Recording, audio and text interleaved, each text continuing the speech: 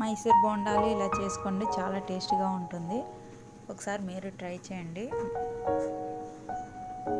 దానికి కావాల్సినటువంటి పదార్థాలు చూద్దాం ఇప్పుడు.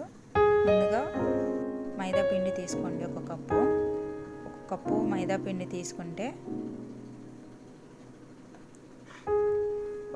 అదే కప్పుతో పుల్లగా ఉంటే కొంచెం తక్కువ తీసుకున్నా పర్లేదు. ఒక కప్పు పెరుగు తీసుకోండి, మైదా పిండిలో వేసుకోండి ఆ పెరుగుని. తర్వాత జీలకర్ర వేసుకోండి, ఒక స్పూను. తగినంత ఉప్పు వేసుకోండి. కరివేపాకు సన్నగా కట్ చేసి పెట్టుకున్నటువంటి కరివేపాకు వేసుకోండి. సోడా పొడి వేసుకోండి, ఒక స్పూన్ వేసుకొని మిక్స్ చేయండి. మొత్తం బాగా మైదా పిండి కలిసేటట్టు బాగా కలపండి. కొంచెం కొంచెం వాటర్ వేసుకుంటూ కూడా కలపాలి. ఇంతకుముందు గిన్నెలో పెరుగు తీసుకున్నాం కదా, అదే గిన్నెలో వాటర్ వేసుకొని కొంచెం కొంచెం వేసుకుంటూ మిక్స్ చేయాలి మొత్తం పిండిని. ఎందుకంటే ఒకేసారి వాటర్ వేసేస్తే చాలా మెత్తగా అయిపోతుంది కాబట్టి కొంచెం కొంచెం వేసుకుంటూ మిక్స్ చేయాలి.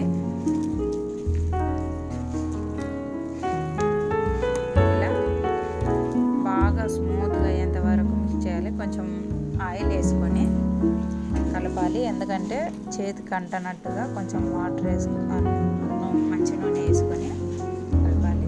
పచ్చిమిర్చి 3 సన్నగా కట్ చేసి పెట్టుకొని ఇలా వేసుకొని మొత్తం కలుపుకోవాలి. చూడండి ఇలా అయ్యింది. 1 అవర్ దాకా మూత పెట్టి ఉంచాలి. 1 అవర్ నానాలి మొత్తం మైదా పిండి. చూడండి ఇలా అయ్యింది 1 అవర్ తర్వాత. ఇప్పుడు ఆయిల్ బాగా హీట్ అయిన తర్వాత ఈ పిండిని తీసుకొని మైదా పిండిని కలిపెట్టుకున్నటువంటి మైదా పిండిని కొంచెం కొంచెము ఇలా రౌండ్గా వేయాలి.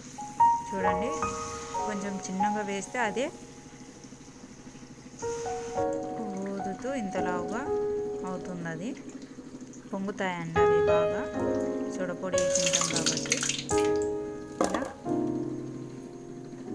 వేగిన తర్వాత తీయాలండి. మొత్తం ఇట్లా తిప్పుతూ ఉండాలండి. ఒక సైడు కాలుతుంటుంది అది బోండాలు అనేది. 1 సైడు అట్లనే ఉంటాయి కాబట్టి ఇట్లా స్టవ్ లో ఫ్లేమ్లో పెట్టుకొని వేయించుకోవాలండి. ఆయిల్ ఒకటి వేడేంత వరకు హైలో పెట్టాలి. ఇవి బోండాలు వేసేటప్పుడు లో ఫ్లేమ్లో ఉండాలి, ఎందుకంటే 1 సైడే రెడ్గా అవుతాయి కాబట్టి లో ఫ్లేమ్లో పెట్టి ఇట్లా ఇట్లా తిప్పుతూ ఉండాలి. కాలనివి ఇట్లా పైకి లేస్తూ ఉంటాయి కాబట్టి లో ఫ్లేమ్లో పెట్టి ఇలా మెల్లగా ఇలా తిప్పుతూ ఉండాలండి.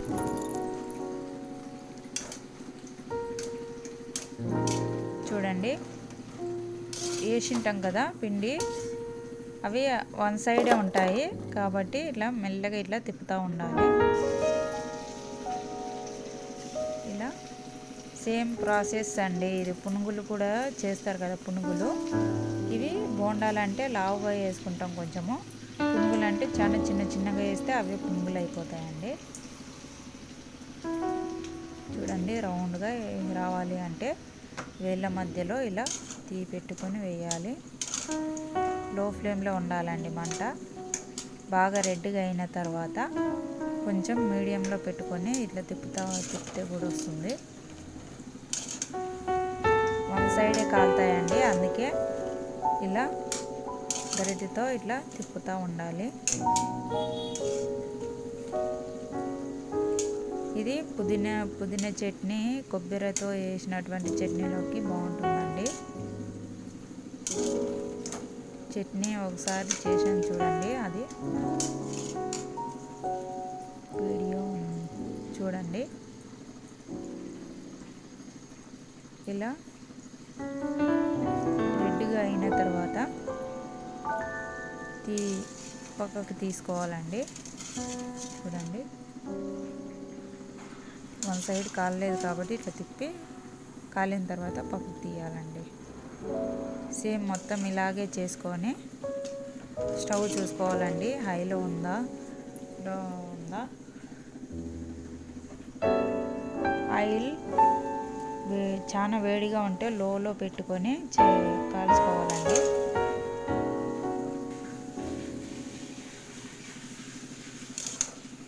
ఇలా మొత్తం రౌండ్గా తిప్పుతూ ఉండాలండి, లేకపోతే వన్ సైడే కాలుతుంది,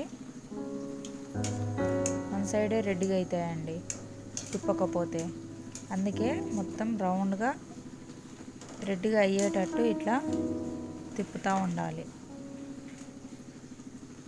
చూడండి రౌండ్గా వచ్చినాయి. స్టవ్ చూడండి ఒకసారి.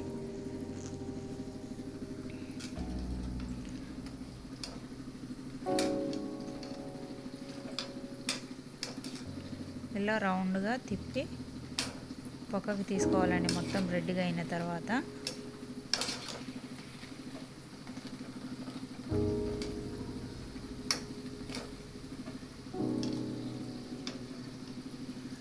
చూడండి ఒకసారి,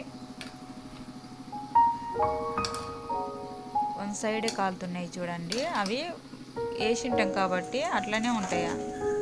మొత్తం రౌండ్గా తిప్పి ఇట్లా మొత్తం రౌండ్గా కాలేటట్టు తిప్పుతూ ఉండి ఇలా తీసుకోవాలండి. కాలిన తర్వాత రెడీగా అయిన తర్వాత మొత్తం ఇలానే చేసుకోవాలి.